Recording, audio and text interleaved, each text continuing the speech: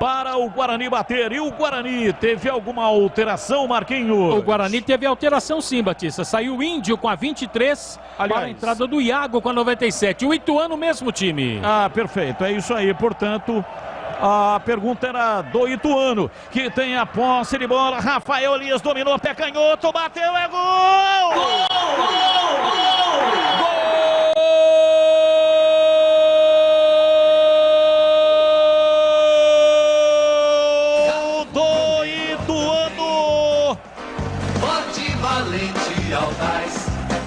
Na marca de 3 minutos passados, etapa final.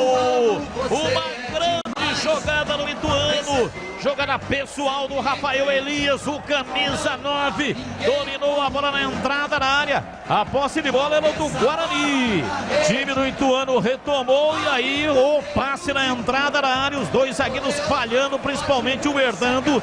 E aí bateu de pé da canhota. Rafael Elias na entrada da área. Mandou no cantinho de Kozlinski.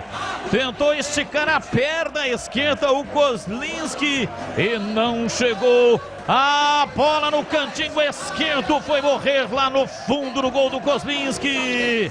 Uma falha absurda do sistema defensivo e dos dois zagueiros.